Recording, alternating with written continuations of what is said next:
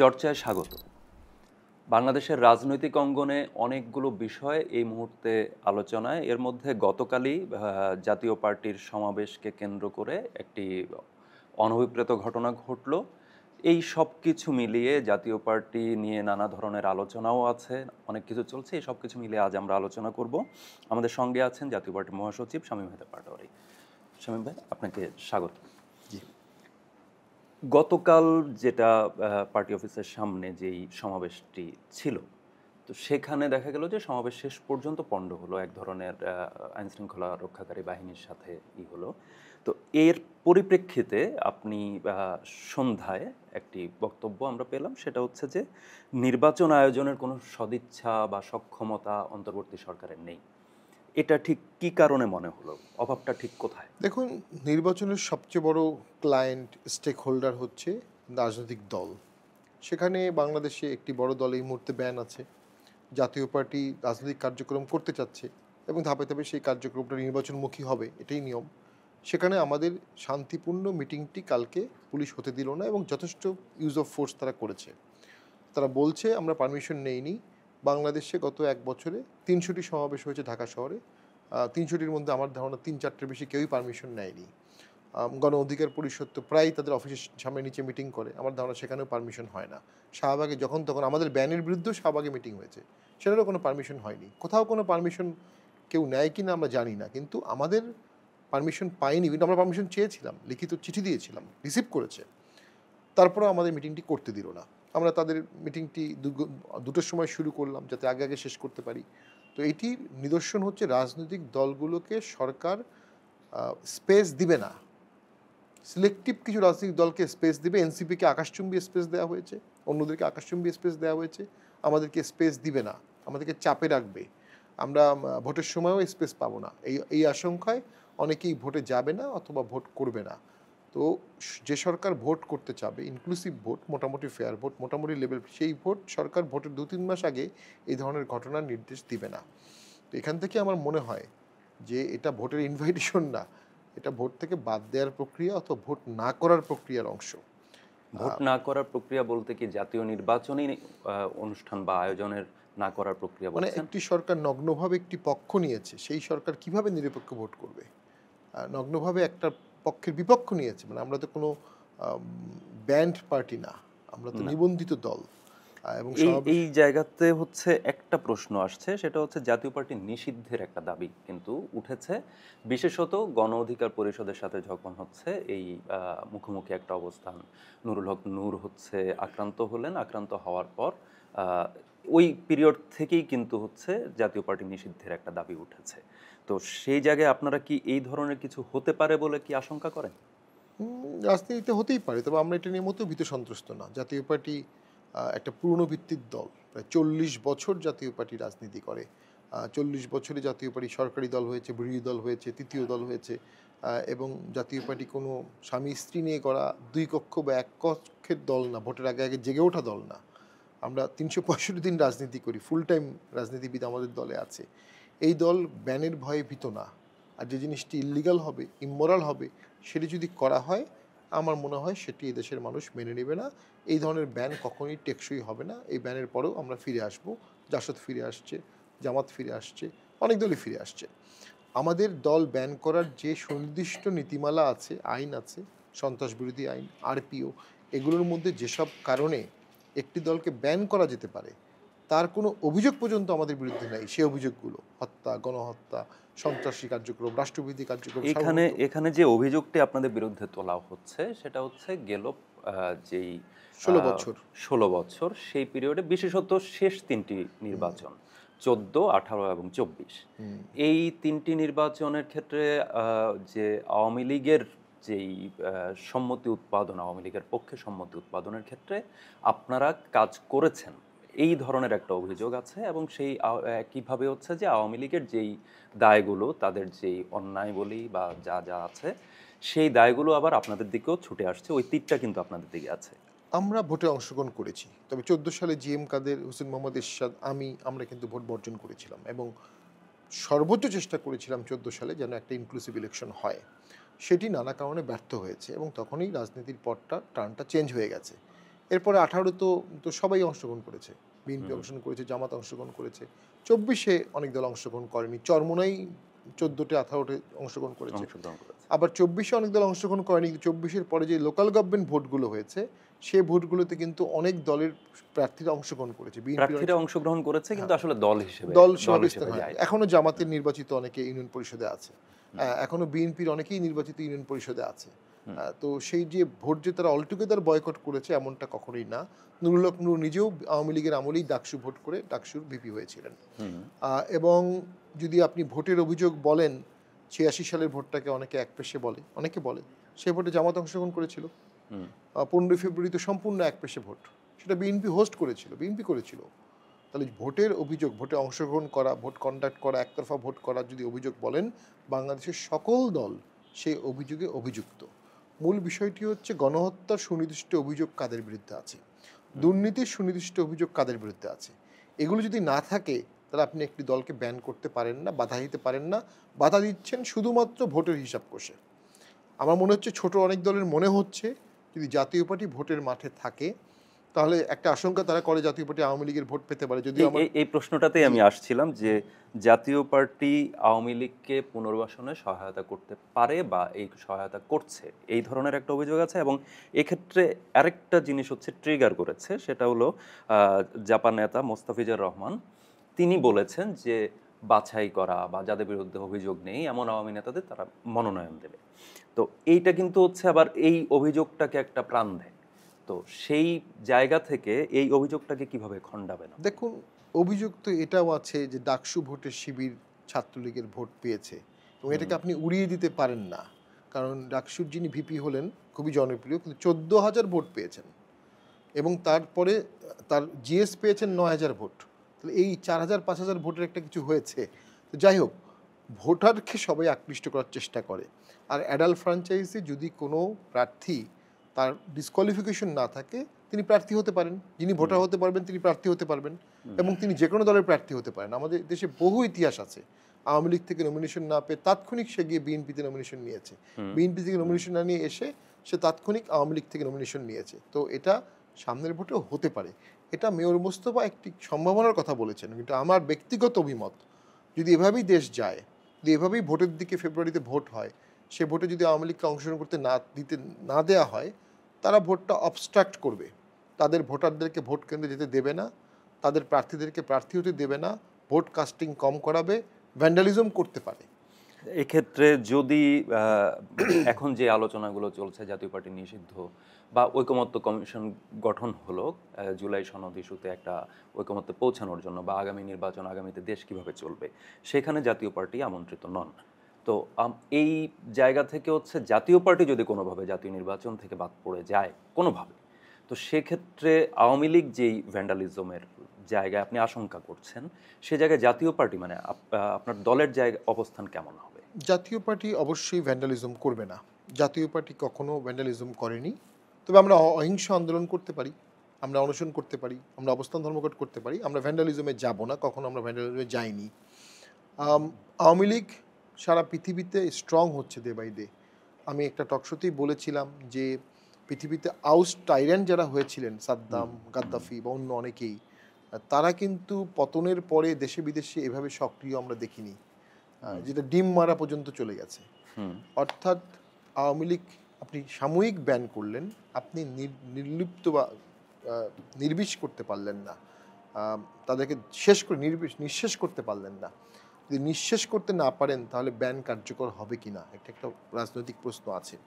আরেকটি হচ্ছে 71 প্রশ্নে বেশ কিছু জায়গায় বর্তমান সরকার বা তাদের সঙ্গীয় দলরা বেশ কিছু আচরণে অনেকের মনে হচ্ছে 71 এফেক্ট হচ্ছে এবং এই 71 এফেক্ট হওয়ার কারণে 71কে যারা ভালোবাসে তারা অনেকেই আওয়ামী লীগকে ফিরে আসার চেষ্টা করবে, তারা অনেকেই আওয়ামী লীগের পতাকা তলে যাবে, অনেকেরই মনে হবে আওয়ামী লীগকে ছাড়া হয়তো বা 71 রক্ষা করার মতো দল বাংলাদেশে নাই, দেশটা দুটো শার্প ভাগে ভাগ হয়ে যাবে খুব দ্রুত। এটা কি আপনার অভিমত কি? এটা আমার অ্যানালাইসিস। 71 বা মুক্তিযুদ্ধের যেই প্রসঙ্গটা, যেটা আপনি বলছেন যে কিছুটা আক্রান্ত হচ্ছে এই সময়কালে, অনেকেই মনে করছেন সেই জায়গায় আওয়ামী লীগ ছাড়া এটা রক্ষা করা যাবে না বা এই প্রস্তাবটাতে আপনার অবস্থান? না, এটা আমার প্রস্তাব না বা কারো প্রস্তাব না, না, এটা এই প্রস্তাব যেটা উঠে আসছে, এটা অনেকেই মনে করবে এবং সেইভাবেই আস্তে আস্তে আওয়ামী লীগ কিছুটা ফিরে আসার চেষ্টা করবে ওদের মাধ্যমে। তো আমি মনে করি অবশ্যই ৭১ আমাদের সবচেয়ে আবেগের বিষয়, জাতীয় আবেগের বিষয়, সম্পূর্ণভাবে ৭১। তো ৭১ যখন এফেক্ট হবে, অবশ্যই জাতীয় পার্টি ৭১-এর মুক্তিযুদ্ধের সপক্ষের একটি শক্তি, মুক্তিযুদ্ধের মুক্তিযুদ্ধের যে আত্মত্যাগ সেটাকে আমরা অবশ্যই মূল্যায়ন করব। এটাতে এফেক্ট হলে আমরাও প্রতিবাদ করব, আমাদের মতো করে আমরা প্রতিবাদ করব। আরেকটি আমি মনে করি দেশে ইসলামাইজেশনের একটা রাইজ হওয়ার তীব্র আশঙ্কা দেশ বিদেশের পত্রিকাগুলোই করছে, অ্যানালাইসিসও করছে।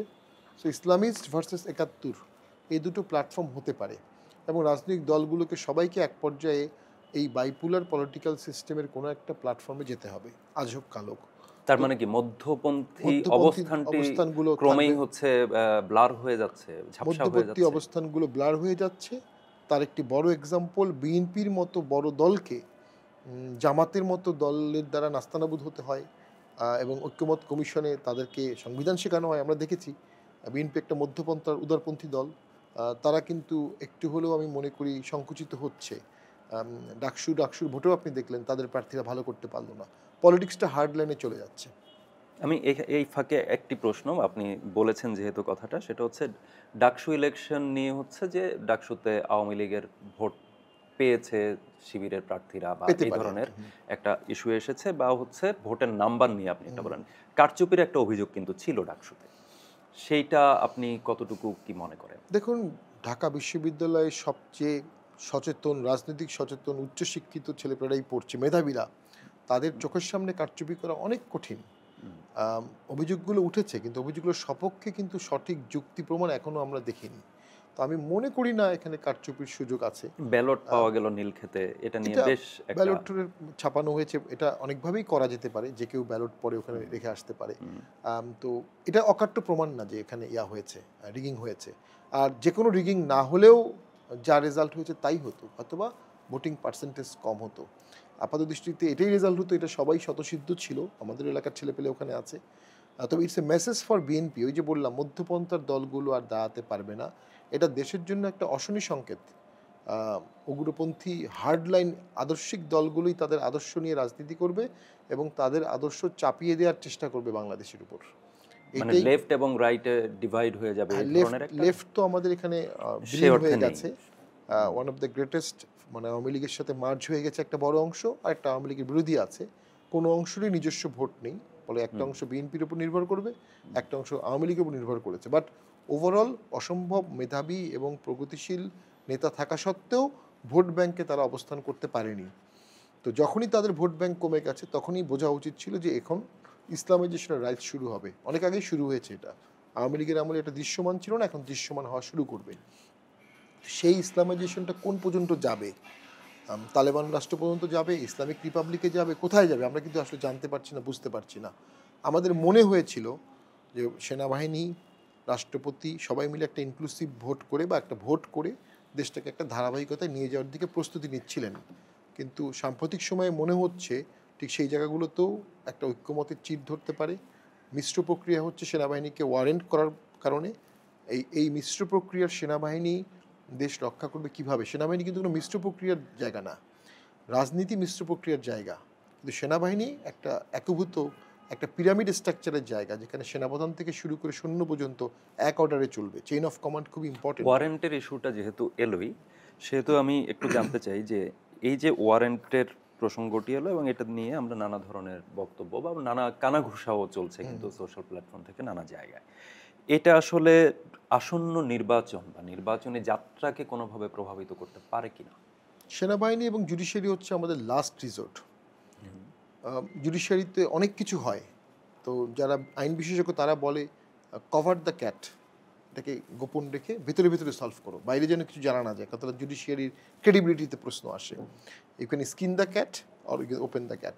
সেনাবাহিনীও তাই, সেনাবাহিনী যদি কোনো অন্যায় করে থাকে, কোনো ভুল করে থাকে, এটা সেনাবাহিনীর আদর্শ যেন চিন না ধরে, ঐক্যমতের চিন না ধরে, সেভাবেই এটা মার্শাল লর আন্ডারেই করা উচিত। একটা লিগাল অ্যান্ড কনস্টিটিউশনাল ইস্যু আসবে, ওয়ার ক্রাইম ট্রাইব্যুনাল তারা কি ইন সার্ভিস আর্মি অফিসারদের ওয়ারেন্ট দিতে পারে কিনা? এ বিষয়ে অনেক অ্যানালাইসিস হবে, পক্ষে বিপক্ষে যুক্তি থাকবে। ওয়ার ক্রাইমস ট্রাইব্যুনালটা কনস্টিটিউশনালি প্রোটেক্টেড একটা আইন, যেখানে যে আইনটার কোনো ধারা যদি ফান্ডামেন্টাল রাইটসের সাথে কন্ট্রাডিক্টরি হয় তাহলে সেটা বাতিল হবে না। অন্য যে কোনো আইন ফান্ডামেন্টাল রাইটসের সাথে কন্ট্রাডিক্টরি হলে বাতিল হবে, কিন্তু এটা হবে না। সিমিলার ধরনের কিছু প্রভিশন কিন্তু মার্শাল ল নিয়েও আছে। ডিসিপ্লিনারি ফোর্সের ক্ষেত্রে আপনি রিট করতে পারবেন না, সবার বিরুদ্ধে রিট করতে পারবেন, আর্মির বিরুদ্ধে পারবেন না। কেন করা হয়েছে? ওদেরকে সেপারেট করা হয়েছে।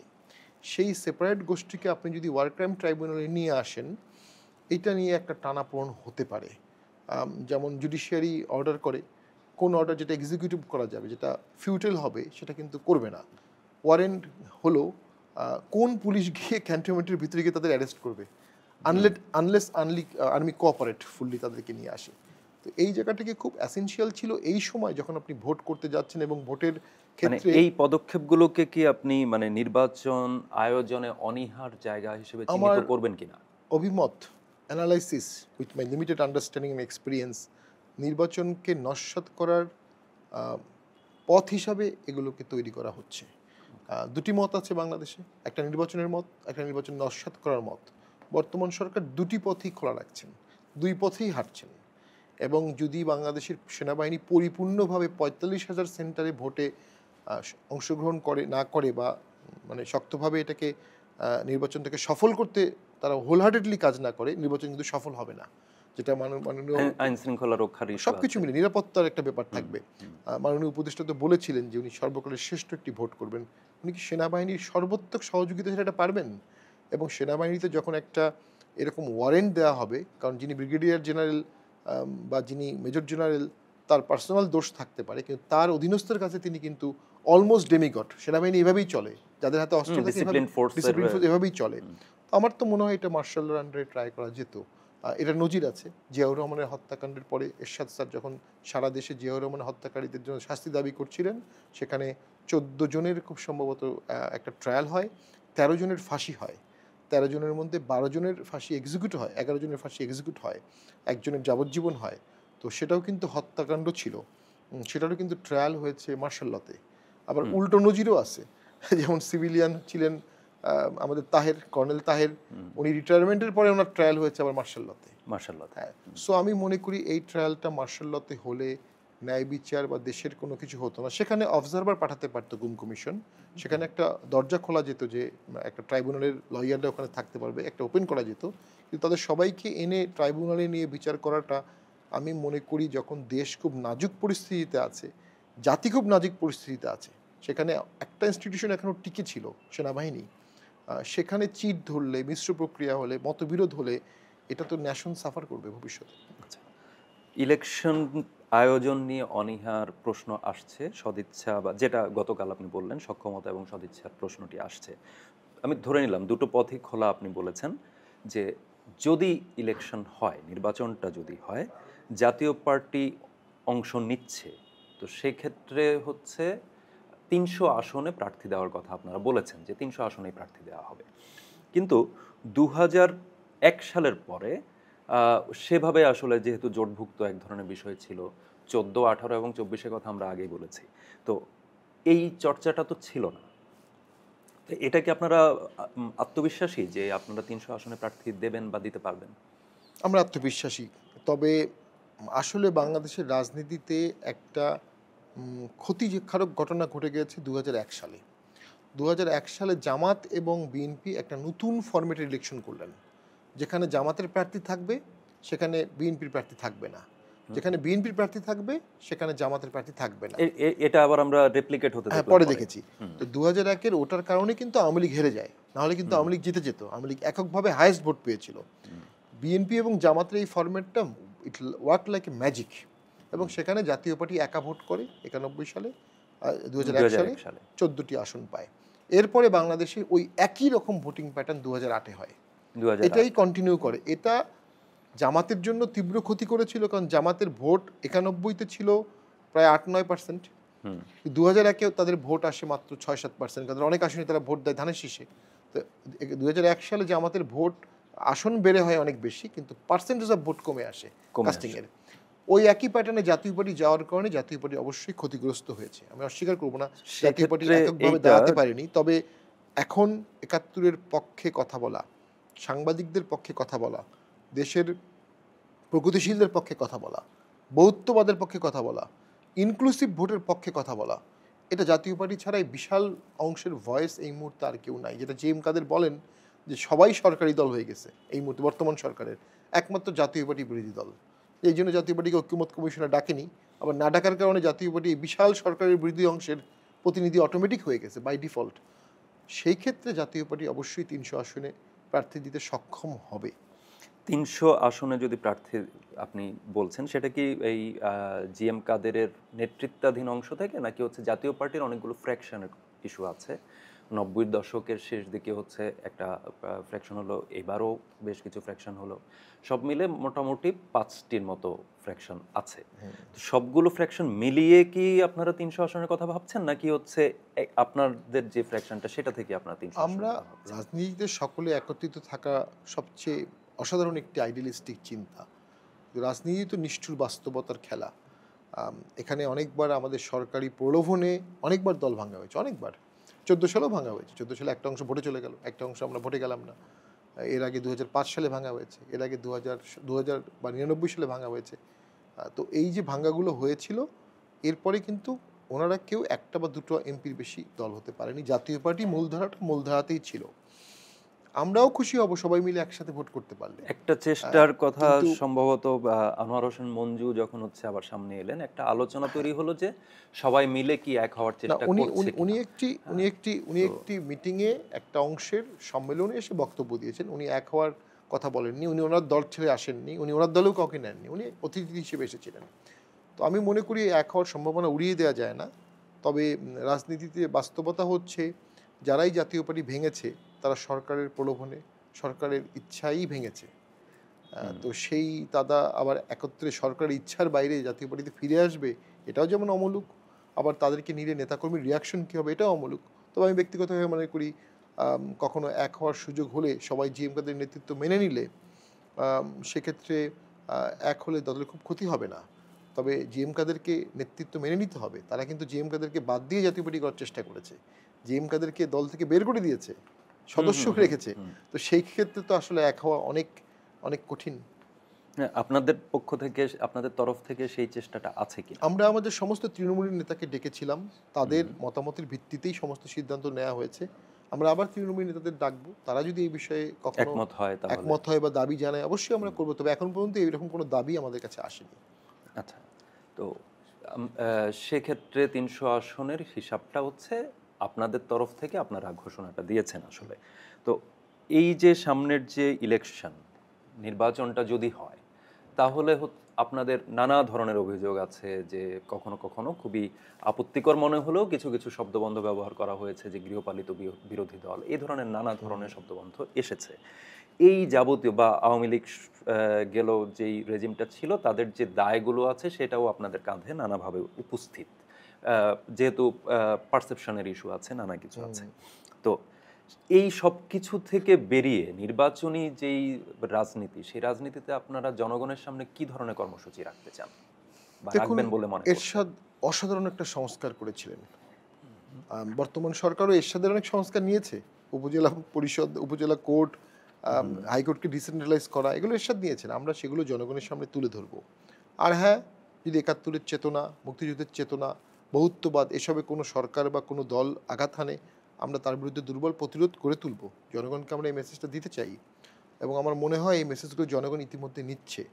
আমাদের উপর আঘাত হওয়ার পাবলিক পারসেপশন হচ্ছে। মুক্তিযুদ্ধ প্রশ্নে বিএনপিও কিন্তু কথা বলছে। হ্যাঁ, বিএনপি তো সেই ক্ষেত্রে আপনাদের সাথে জাতীয় পার্টির সাথে বিএনপির একটা তো জোটের রাজনীতিও সামনে আসছে, তো সেই জোট হওয়ার কোনো সম্ভাবনা আছে? বিএনপির প্রতি আমরা ব্যক্তিগতভাবে কৃতজ্ঞ, কারণ আমাদের পার্টি অফিসে যখন আগুন দেওয়া হয়েছিল, বড় দল হিসাবে কমিউনিস্ট পার্টি খুব সম্ভবত একটা অপিনিয়ন দিয়েছিল, মতামত, এবং বিএনপি একটা বিবৃতি দিয়েছিল যেটি নিন্দনীয়। তো সেজন্য বিএনপিকে আমরা মনে করি, বহুদলীয় গণতন্ত্রের প্রবক্তা জিয়াউর রহমান বিএনপি বহুদলীয় গণতন্ত্রে বিশ্বাস করে বলেই আমরা বিশ্বাস করি। বিএনপির সাথে আমাদের জোট হওয়ার সম্ভাবনা উড়িয়ে দেওয়া যায় না। তবে বিএনপি আমাদের সাথে জোট করবে কিনা সেটা তো আমরা জানি না। কোনো আলোচনার পর্যায়ে এরকম কোনো আলোচনা এখনো শুরু হয়নি। আমরা এখন আমাদের নিজের দল গোছানো, আমাদের সংগঠন গোছানো, আমাদের ইউনিটগুলো শক্তিশালী করা, ভালো প্রার্থীকে তৈরি করা, এদিকেই এই মুহূর্তে আমাদের কনসেন্ট্রেশন। পুরনো দল হিসেবে বিএনপি, জাতীয় পার্টি বা কমিউনিস্ট পার্টির কথা এলো, আপনাদের মধ্যে এক ধরনের, যে জাতীয় পার্টি আক্রান্ত হওয়ার পর এই দুই দলের পক্ষ থেকে এক ধরনের বিবৃতি এসেছে। এখানে কি তরুণ দল এবং পুরনো দল এই দুইটার মধ্যে কোনো বিভাজন কি বাংলাদেশের রাজনীতিতে দেখছেন?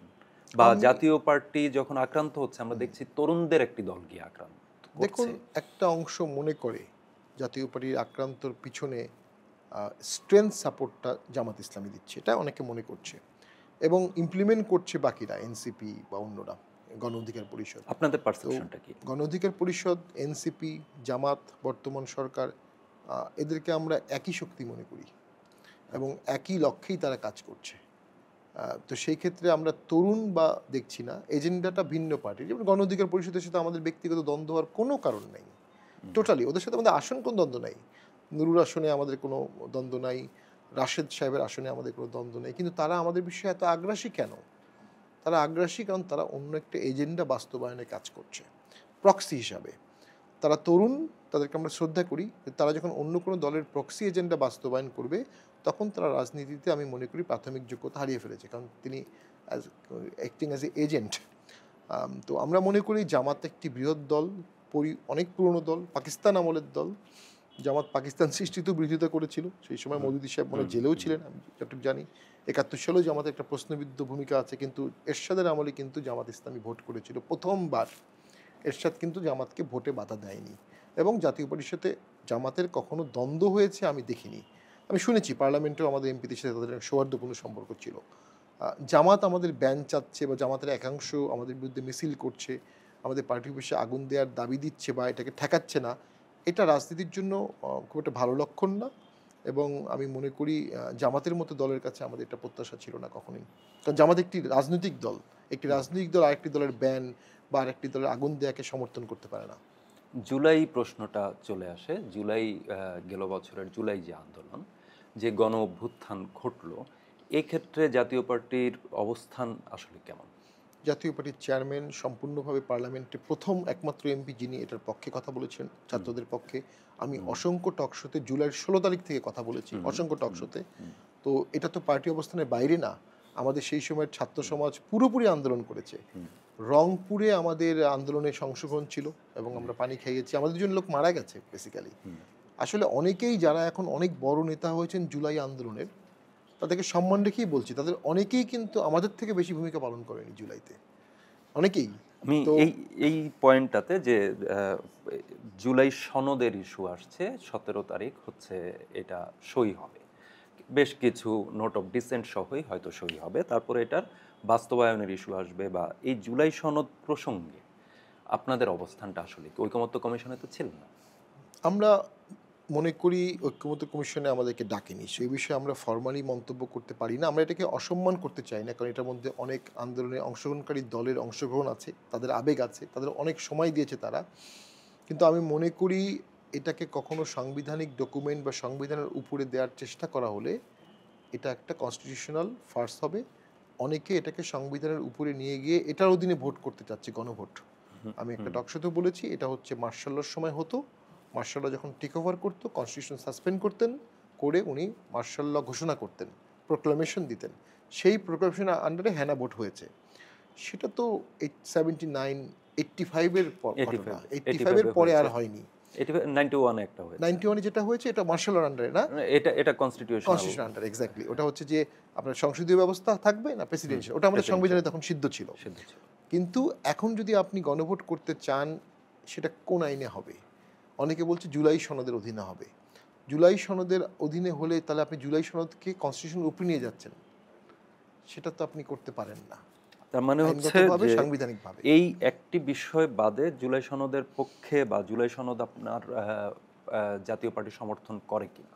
ডক্টর ইউনূস স্যার যে জুলাই ডিক্লারেশন দিয়েছেন, এটা আমি পড়েছি টোটালটা, এবং আমার কাছে মনে হয়েছে উনি এখানে যথেষ্ট ব্যালেন্স ডিক্লারেশন দিয়েছিলেন।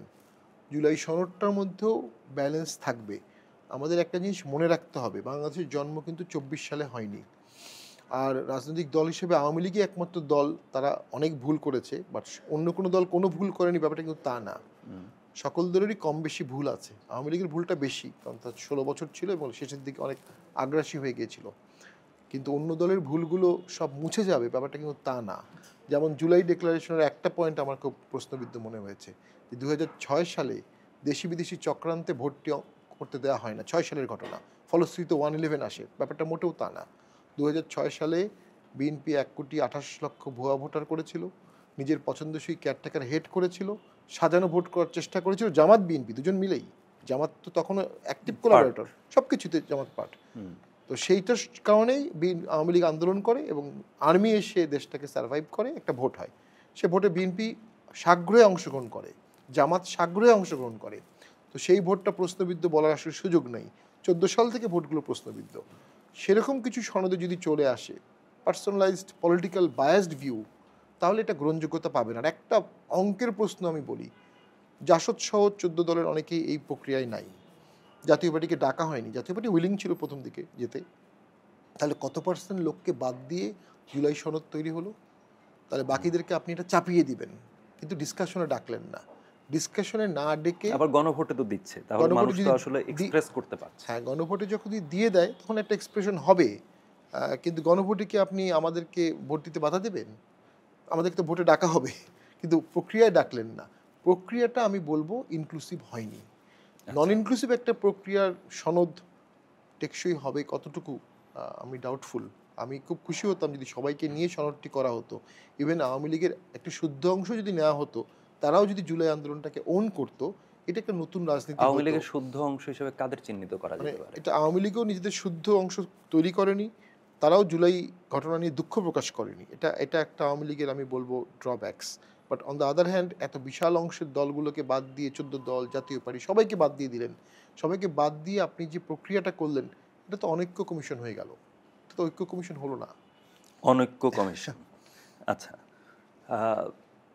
শেষ জায়গায় যদি আমি যাই, যে ইলেকশনের যে টাইমলাইন 14 ফেব্রুয়ারি মাসের যে টাইমলাইনটা আছে, সেই টাইমলাইন কি কোনোভাবে ফ্ল্যাকচুয়েট করতে পারে বলে মনে করেন? এটা নির্ভর করবে রাজনৈতিক দলগুলোর উপরে। জামাত কি চাচ্ছে, বিএনপি কি চাচ্ছে, সরকার কি চাচ্ছে। আপনি যেটাকে অনৈক্য কমিশন বললেন, ওই বা নামে যেটা ঐকমত্য কমিশন, সেই ঐকমত্য কমিশন বসে তো একটা চক আউট করলো বা একটা ডিক্লারেশন আমাদের সামনে ডিক্লারেশন আছে। দিয়ে দিয়েছে, কিন্তু প্রশাসনিকভাবে রাজনৈতিক দলগুলোর মধ্যে সহমর্মিতার অভাব দেখা যাচ্ছে। এবং প্রশাসনিকভাবে পুলিশ প্রশাসন এবং সেনাবাহিনী কি আসলেই ভোটের জন্য প্রস্তুত, সক্ষমতা অর্জন করেছে? সরকার কি তাদেরকে ভোটের জন্য সক্ষমতা অর্জন করতে সুযোগ দিয়েছে? সেখানে এখনও অনেক সিনিয়র অফিসার স্বৈরাচারের দোসর হিসাবে তাদেরকে অপমান করা হয়। অনেকেই demoralised, hugely, police hugely demoralised. আজকেও শিক্ষকদের উপর তীব্র আন্দোলন হয়েছে, লাঠিচার্জ হয়েছে, কালকে আমাদের উপর ব্যাপকভাবে হলো। এগুলো তো ভোটের লক্ষণ না, এগুলো না ভোটের লক্ষণ, ভোট না হওয়ার লক্ষণ। এই লক্ষণগুলো সরকার অ্যাভয়েড করতে পারতো, বা কোনো একজন রাসপুটিন ভিতরে আছে যারা আসলে অন্য কোনো চক্রান্ত করছে ভোট ছাড়া। ধন্যবাদ শামীমা পাটোয়ারি।